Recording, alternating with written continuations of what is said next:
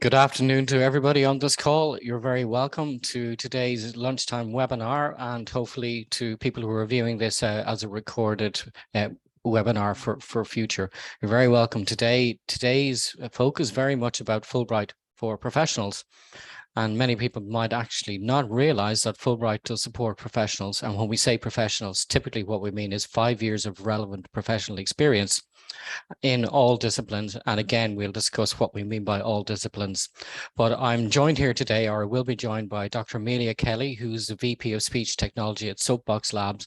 And Amelia has done what we hope many of the people who are listening to this today, she's actually done her Fulbright Award. So really to talk about what Fulbright is about, we'll spend a little bit of time on that, but we're very much looking for passionate and accomplished people. We're looking for today, specifically, we're focused on professionals, but we do support obviously students and scholars, artists and teachers, and very much focus on all disciplines from any area to carry out research or lecture or study or teach in the United States. And of course, the program runs reciprocal in where we have Americans who come to Ireland to do exactly the same things. Just a little bit about the program. It was set up in 1946, immediately after the Second World War, by Senator J. William Fulbright. His real drive in setting this up was that he felt that during the Second World War, people behaved terribly towards each other, and that the atrocities that have been carried out very much a result of people's lack of understanding about other people. And where you don't understand other people, you think of them as things rather than people. So his view was one of the ways to do that is to spend some time in each other's country, to bring your own country to that country and learn about what it's like to live in another country. His view was that the best source of doing that would be through education. He would very much come from that space himself. He had been a professor as well as being a senator. So the program set up in 1946. The Irish joined this in 1957, and the format we're in now as an Irish Commission was set up in 1991 under a statutory instrument of law. In 2022, there's around 180 countries who run the program. I should say that initially when it was set up, Senator Fulbright expected that up to 8 countries might join. So I think by any measure, that's been incredibly successful. And it has been successful and a long-lasting program. We're over 75 years into this program now. What do the awards provide? Well, it's a monetary grant. It is visa administration, which sometimes is no small thing, provides accident emergency insurance, and then some of the softer but potentially longer lasting supports are cultural and professional programming, both in Ireland and then in the United States. And then even more so, it's links to continuing support from the Commission. So we're quite happy to promote, and through the State Department and the Irish government and your own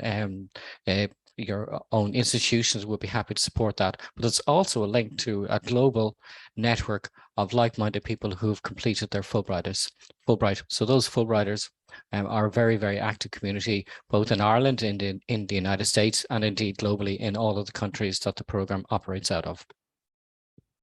It's very much about an experience of a lifetime, and time again, we have Fulbrighters who come back and make that point. We hear the words transformative, we hear the words lifetime experience, we hear the words something very different. So for a lot of people who potentially applied for awards previously, it's very much about the work you're going to do.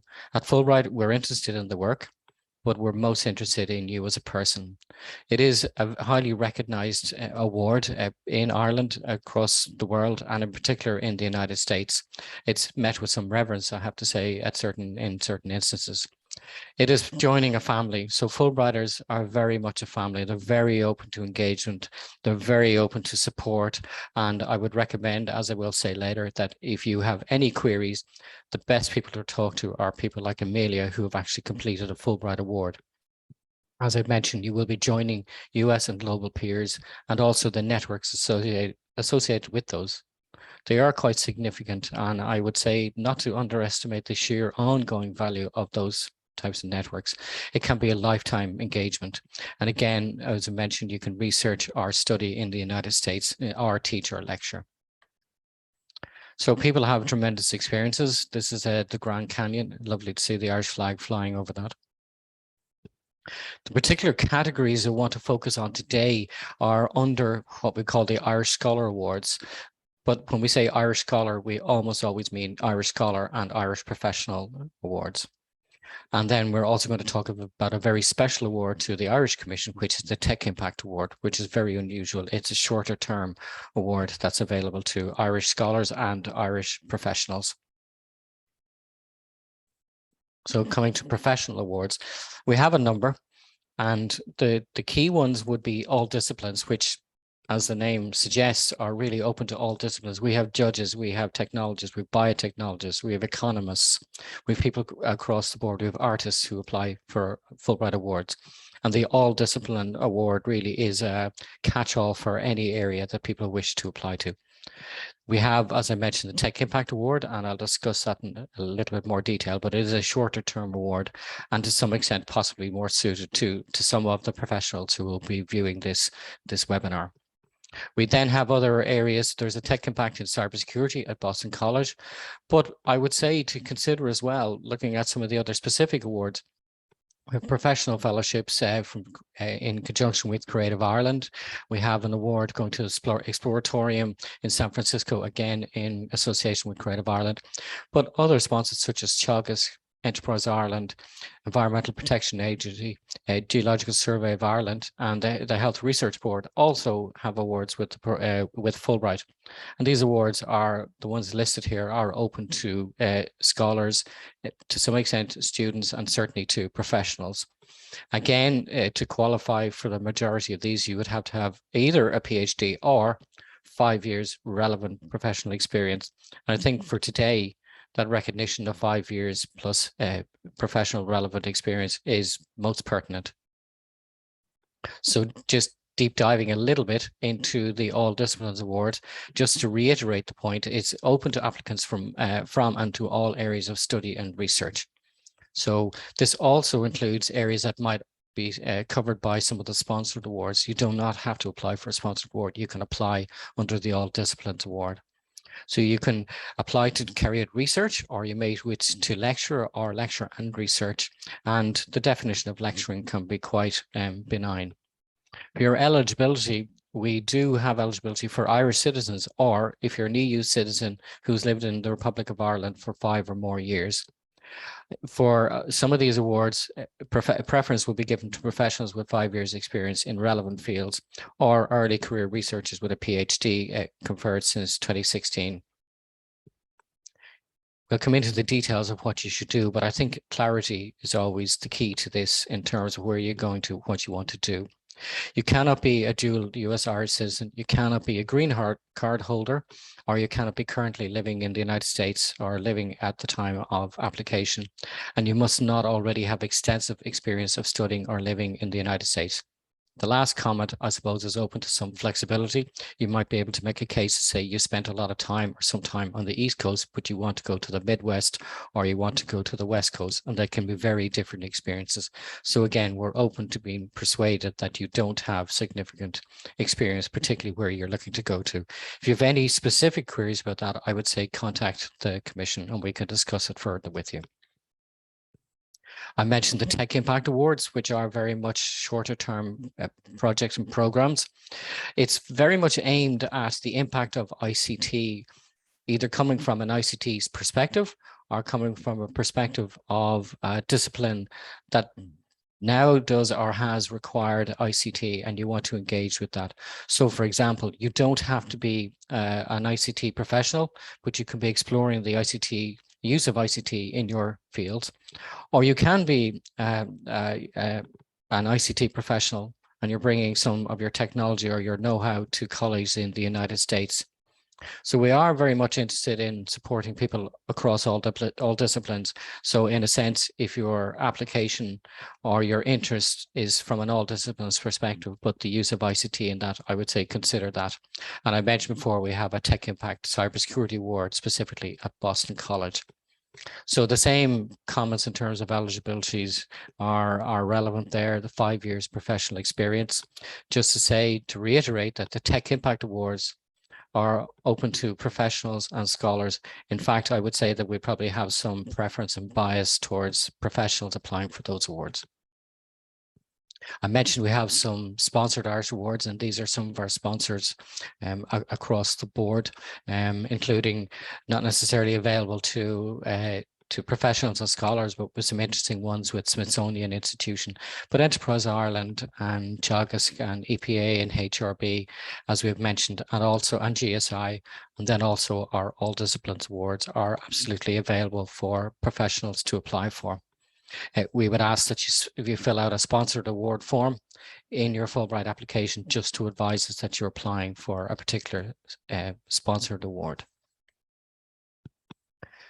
In terms of diversity and inclusion, we've been working on this for a long time, for many years, and it means many things at different stages. But aside from the generalizations and then the specifics of looking for underrepresented people in different communities or areas of research, or where they come from, or where they want to go to in the United States.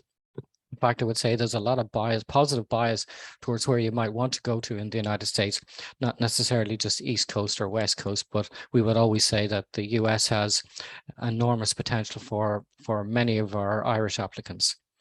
But we're looking for people, of course, from underrepresented ethnicities and, of course, for their abilities. But I've also added here that actually we do have a positive bias towards professionals, people with 5 years relevant professional experience applying to a Fulbright Awards. We see this as very important in terms of diversity and in terms of growth of the program. And just reiterating the point that we're absolutely open for applications for people with professional experience. So we would say, please don't self-select out of that immediately. Consider where you might fit. Many people who have taken that second thought, considered and move forward, then have been exceptionally pleased that they've actually done that.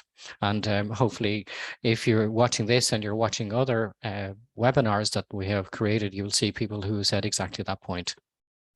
So in terms of when the application timeline, well, applications are open now. So there's an opportunity to really focus on what you might want to do and where you might want to go. It will close on the 27th of October.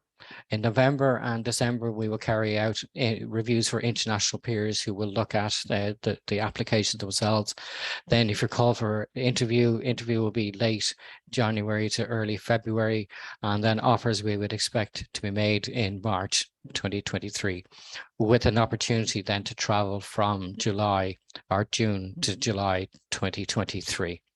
So in terms of your planning, you should really take a look at our website, choose what award or awards might be relevant to you. Obviously decide what course you want to do or what research you wish to do or where you want to lecture. Please do look at what it means to be a Fulbrighter. This is important to us, but it's important to you as well, and that will become a little bit more relevant as we speak on. And register your interest on Fulbright.ie. In fact, if possible, start your application. The application process at the beginning is quite benign. Thereafter, you're going to follow the steps in the process, but reach out to us. So finding a host is obviously one of the aspects you want to do, but I think you could start with seeking out who are the experts, who are relevant in your field, not necessarily the decision that, well, I would like to go to, Boston or Chicago, but actually look at the people that you may want to reach out to. Fulbright's a great opportunity to step outside the norm and reach into places that you might otherwise struggle. You're rarely making a cold call. Most people in the United States will understand and know about Fulbright. And in fact, they might be singularly impressed because you're actually applying for it. Again, making a comment that we are very, very positive in our bias towards diversity, particularly where you might want to go and what type of institution you may want to visit. So again, keep all options on the table. We would often say that some of the best experiences are not in the places that are best known, but the places that are less well known. And to some extent, when Fulbrighters go to these areas, being an Irish Fulbrighter, they're often treated like a rock star. So you can have a tremendous experience. And that's a big part of what we're actually looking to do. So we'll talk about what you should do, but again, we always say talk to a Fulbrighter, get a view from them. The application requirement starts off simple enough with personal information and a CV. Then you're going to fill out a Fulbright statement and a project statement. Fulbright statement takes a little bit of time just to understand what this is about and why you want to go there. You would need to fill out your project statement. You're going to find you probably will deeply understand what it is that you want to do and how you're going to do it. You will look for 3 recommenders. You'll supply a copy of your passport, all part of the application. If you're an artist, we would require 3 hard copies of your work, and where possible, a letter of affiliation for researchers and professionals who are going to an institution. So some detail so that we can understand that the institution does want to host you.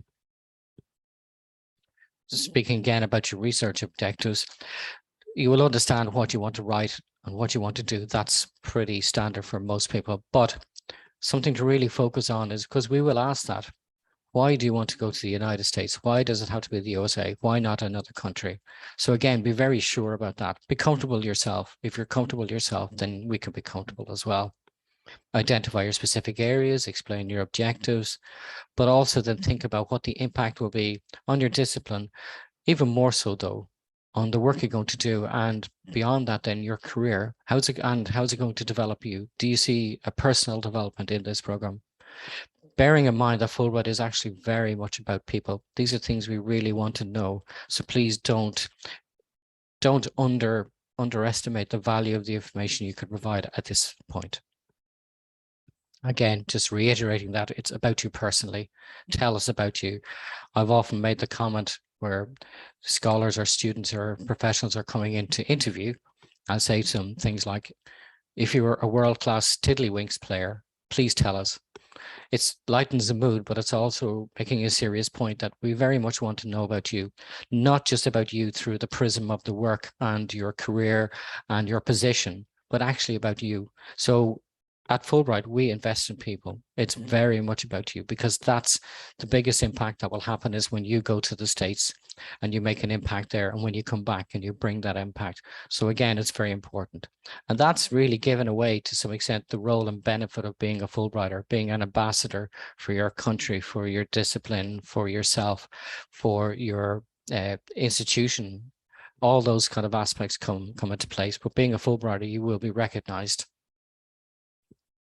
In terms of the interview and review, we would start off where the first review will be carried out by typically by national and international experts in your area, and they will look at your project statement. We say academic record. That's not necessarily a requirement as a professional. We're looking at your capability in the work that you've done previously as well. And we'll also look at your cultural engagement leadership. So how you're going to use the opportunity, how you're going to benefit, how you're going to bring benefit where you go. And then any leadership as a professional, we would expect that you have demonstrated some levels of leadership. So you can explain what that can be. It can be personal or it can be professional. If you come to interview, if you're called for interview, then it changes around a little bit. The focus is more on, again, this aspect of cultural engagement and leadership. So again, it's very much finding out people who are passionate, what you're passionate about, where you're going to go with that, what value you're going to get from this huge global network, and how you're going to feed into that network. So they're all aspects that you will be asked these questions at interview. And time again, I can say that I see the surprise in people's faces when they're being asked something about themselves and they're struggling to answer that, rather than answer through the prism of the work they're going to do. So it's very much going to be about you. As I do say to people, for some people, that's their favorite subject to speak about, is actually about themselves. So consider that. There's a value anyway in all of that for your career, for taking a step out and understanding who you are, not just the work you're doing and where you're positioned at this moment. So the resources available, there are many. We have our website, which has a myriad of different types of information. You can speak with Fulbright ambassadors. There are campus ambassadors and some industry-based ambassadors as well. We have many videos and testimonials. There are Fulbright events that have gone on over the time. If you're in a higher education institution, there are supports there. If you're not, we certainly can help. And we would also say you can look at some of the affiliate groups. You can speak with the Alumni Association. You can reach out there. There are a myriad of places where you can find lots of information. Our website probably is going to the website and speaking with Fulbright are probably the two best sources of meaningful information. Your next steps then really, we would say, reach out to your recommenders, select your host institution, so understand where you want to go, have a look at what it means to be a Fulbrighter. That's going to have an impact. Speak to a Fulbrighter. You can obviously follow us on social media and get up-to-date information. But I think really the easiest way to go forward is go onto our website and click any of the myriad of start your application buttons. That gets you into the process and you can start really considering how you want to apply. Now, if after this presentation and you have gone through our website, you still have possibly a more unusual question, then please reach out to us. So reach out to awards@fulbright.ie. Now, I'm delighted to be able to bring Amelia Kelly, who completed her Fulbright a couple of years ago, and she went to Boulder, Colorado. And Amelia, if you're comfortable to take over your slides, and I will forward as you required. And thanks very much for doing this. Sure. Thanks, Dara. Thanks for the lovely intro. It brings me back to my own application process and how helpful I found it to go to these talks where people shared their stories about their Fulbright adventure. And I'm really happy to now be in the situation where I can share mine with all these prospective candidates. So as Dara introduced me there, as I'm Amelia Kelly, I'm the VP of Speech Technology at Soapbox Labs. We're a speech recognition company that specialises in child voices. And I have been with the company since 2015. I always did want to be a Fulbright scholar. One of my advisors in university during my PhD and master's was a Fulbrighter and is a Fulbrighter. And she always spoke very highly of her experience. I was one of those people who didn't think that I could do it because I was a professional. And I just took a notion one day to look it up and I realized that there was this Tech Impact Award and I was right in the area of my career and my professional development that it was a good time for me to apply. So I just wanted to share a little bit about my experience over in Boulder and a little bit about the application process, the decisions I made and the reception I got along the way. And of course, speak a little bit about what's happened since. So Tara, if you could move to the next slide there, please. I'll just talk briefly about my project. I won't really focus on this because you all have your own projects. And the only bit of advice I would give you about it is don't be too super ambitious. The Tech Impact Award, if that's the one that you are thinking of applying for, is a short amount of time. It's anywhere between 2 weeks and 3 months. I applied for 3 months because I really just wanted to maximize the experience I had over there. And also I was granted quite a lot of flexibility and support from my work. My boss, her name is Patricia Scanlon, and she's the founder of Soapbox Labs. She's actually now Ireland's AI ambassador. So I was very lucky to be able to get a recommendation from her. And she wrote me a very nice letter of support. Which I really think went a long way to my acceptance in the program. So I decided to use my knowledge of child speech recognition that I gleaned at my work at Soapbox to support a project in the US where at the University of Boulder, of Colorado at Boulder, they were trying to make a system that would help teachers better be able to educate children in the classroom, especially in STEM subjects. So whenever teachers were interested in, instead of just asking kids to drill their times tables, to instead engage in more academically productive talk. So questions like asking one child to explain something in their own words, and then another student to repeat and restate that. When a teacher involves or makes a conscious effort to use these actions and techniques, which are actually known as talk moves, it is shown to benefit students' learning and understanding, especially in the science subjects, and especially for those who are systematically underrepresented in STEM careers.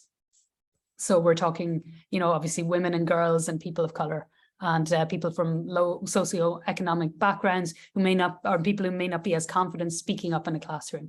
So they were building out a natural language processing system, thanks Dara, that would use speech technology, that would record in the classroom and use speech technology to write out everything that was said.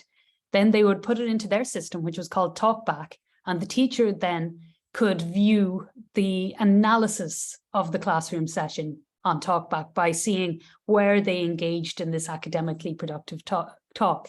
The problem is that they weren't using Soapbox. They were using off-the-shelf Amazon speech to text, which was notoriously bad for child speech. So what I wanted to do was take the lessons I'd learned from Soapbox in building bespoke speech recognition for children and compare the systems of Amazon and the one that I built to see if it would work better for Soapbox. And I'm not sure actually if my audio file embedded there, Dara, but just in case anybody was unclear about why Amazon or Google wouldn't work for child speech, I have quite a good example here. So if it plays.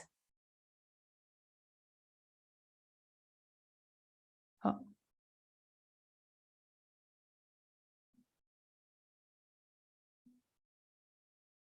Sorry, Amelia, I don't think that's going to play. Okay, I might actually just be able to play it on my side here if you're able to hear me. Sorry now. I think I can. Okay. Twice on ice or P-O-T. Did you hear that? So that is a very difficult to understand child audio recording, very typical of what you'd hear. So Amazon thought the child said wise on the IPO, which is probably very unlikely given that it was a child speaking. Google said something about an iPhone, which is obviously, again, not very likely. But the technology of the style that we built at Soapbox Labs was able to understand what the child was saying because they expect the different type of audio file and they expect the different type of language patterns. So really that was the extent of my project. And again, it's only a small part of the Fulbright application process and the adventure, so I won't focus for too long on it. So I should have had another slide in here, I think, before I got to outreach. So I'm just going to talk as if I did. I didn't make it, no, I obviously forgot and got lazy, but really I wanted to put something in about reaching out to the university, how I chose Boulder. And so I was very interested in the applications of child speech technology and what people were doing. When people transcribe audio files and have all that text, what are they doing with it?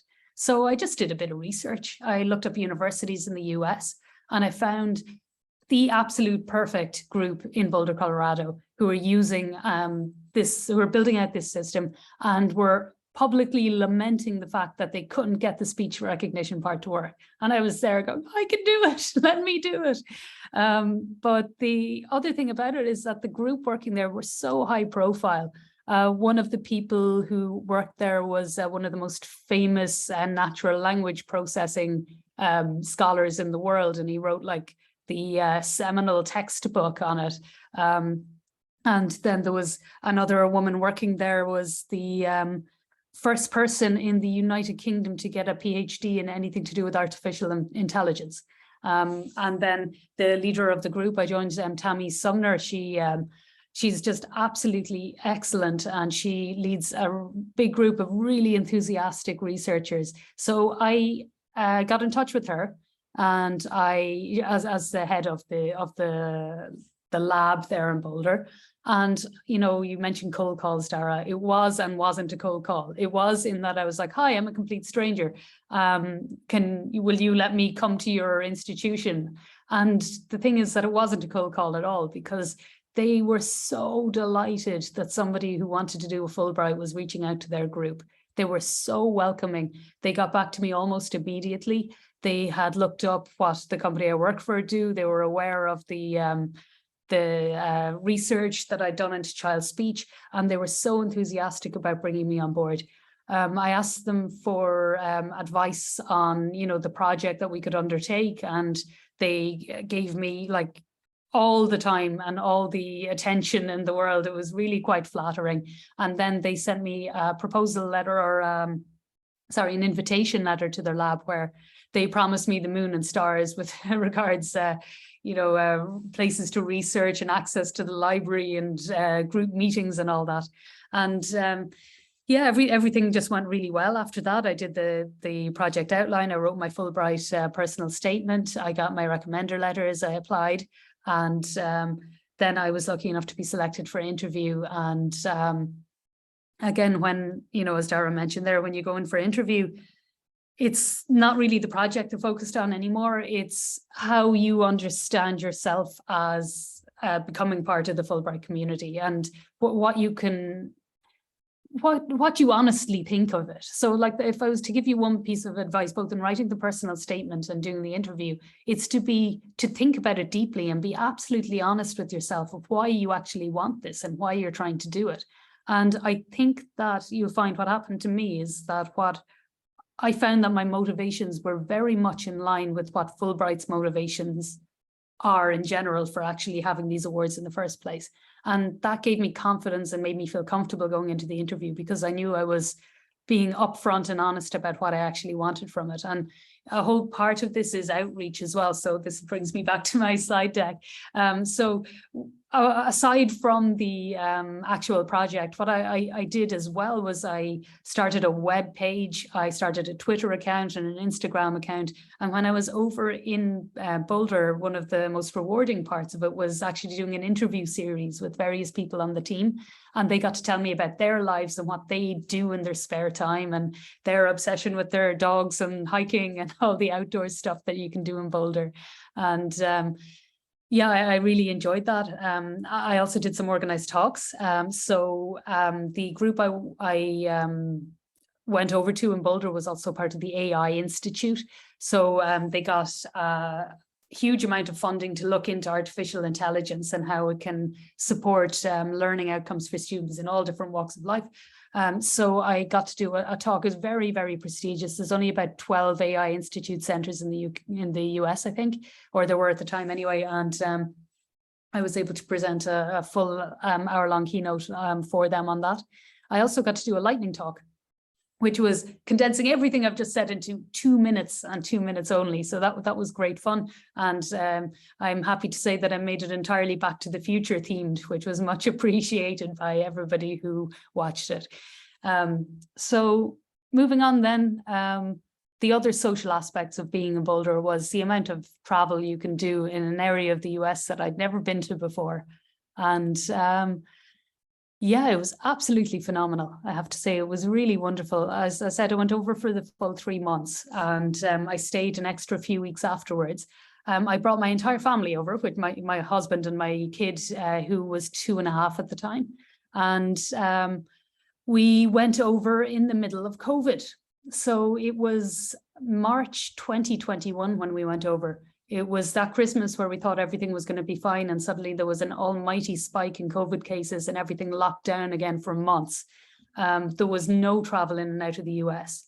And they say that the Fulbright opens doors, and it absolutely surely does, because we went into the embassy. We got completely empty. We went in a special invitation. We got flown over to the US in a completely empty Aer Lingus plane. We immediately got our COVID jabs when we were over there, which hadn't even rolled out at all when we were in Ireland. We got to experience all kinds of weather, from snow to lovely, beautiful springtime sunshine. We explored the gold mining history. We went to South Dakota. We went up on a helicopter ride around the president's heads and all that kind of thing, Mount Rushmore. We went to the Black Hills of Dakota and the Badlands. And yeah, we experienced all kinds of things. I think I just have random photos here of countryside in Colorado, up the Flatiron Mountains, which overlook Boulder, and they're absolutely beautiful. And, you know, I was looking for photos to put in this, and I don't know if any of them actually really capture how massive the sky is. It's so beautiful there. But yeah, if you go to the last one, we also had a lot of wildlife. So this shot is from our neighbor in Boulder where we were staying. They had a Nest camera, and it pictured this bear like almost every night over a period of 3 weeks in May, coming into their back garden and drinking water out of their pool. And in one case, actually getting into that pool and sitting in it. So we saw all kinds of wildlife. We spent time in the Rocky Mountains. We went to Yellowstone National Park. We went down to Santa Fe. We drove all the way through Utah. And really, it's, again, a lot of people go to New York, a lot of people go to LA or San Francisco or Chicago, but going somewhere like the grand Midwest and beyond it's just eye-opening. And being able to meet all the top class researchers there, everybody being so friendly, and of course being able to get away from Ireland in the middle of the COVID epidemic or pandemic was really, really wonderful as well. So I'm not sure if I've gone too fast or too slow in going through all this, but really, I just wanted to give you an overview of the application process, the reception I received, the benefits we had of going over there. And also I should say a couple of things that have happened since. When I was applying, I sought help from a Fulbrighter who, Teresa Lynn, who helped me do my application. And then the next year, Jen O'Sullivan came to me and looked for help, and she got awarded a Fulbright. So we can pass the knowledge on and on and on. If anybody does have questions for me, please do get in touch. I'd love to help you out if I can. And since then, I have had 2 interns actually come over to work for the company I work for from that research lab in Boulder. I have applied for a research grant with that same group, which is under review at the moment. And also the head of the lab, Tammy, is coming over to Dublin next month. So I'm looking forward to catching up with her. And she's also going to give a talk at her company as well. So yeah, they're just some of the ongoing benefits of being a Fulbrighter. And yeah, I hope that my talk has given you all an insight into what the experience was like, and maybe inspired you to put in an application of your own. You're on mute there, Dara.